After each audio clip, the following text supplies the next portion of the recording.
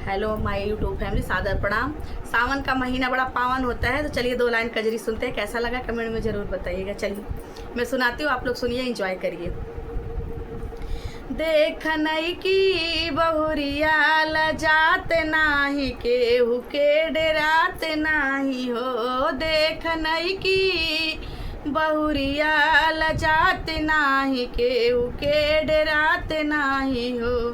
हे डेरात नाही हो, हे डेरात नाही हो, हे डेरात नाही हो, हे लजात नाही हो। देख नई की बहुरिया लजात नाही, केहू के डेरात नाही हो। जब से आइल ससुर घर तब से हो गईल निडर, जब से आइल ससुर घर तब से हो गईल निडर। पटर पटर बोले मुहवा पिरात नाही, केहू के लजात नाही हो। पटर पटर बोले केहू के लजात नाही, केहू के डेरात नाही हो। देख नई की बहुरिया लजात नाही, केहू के डेरात नाही हो।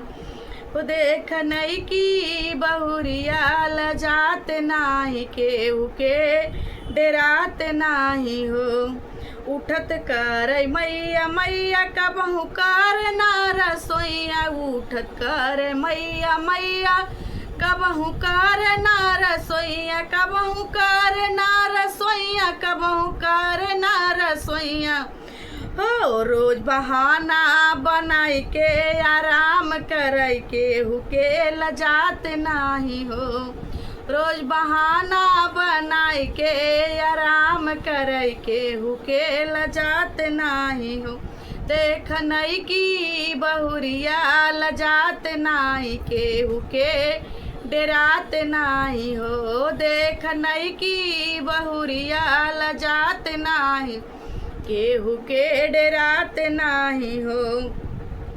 एकहू बाटे ना सहूर, बाटे बाड़ी बेसहूर, एकहू बाटे ना सहूर, बाटे बाड़ी बेसहूर, बाटे बाड़ी बेसहूर, बाटे बाड़ी बेसहूर हो। बतियाव लागे बतिया वो रात नाही, केहू के डेरात नाही हो। बतियाव लागे बतिया वो रात नाही, केहू के डेरात नाही हो। देख नई की पतोहिया लजात नाही, केहू के डेरात नाही हो। देख नई की बहुरिया लजात नाही, केहू के डेरात नाही हो।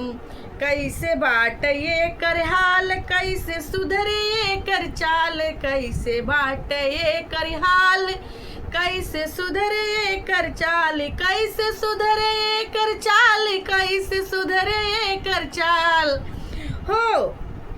कैसे सुधरे ये कर चाल, ये कर फूहड़ पान हो, कर फूहड़ पान हमसे सहात नाही, केहू के लजात नाही हो। एकर फूहड़ पान हमसे सहात नाही, केहू के लजात नाही हो।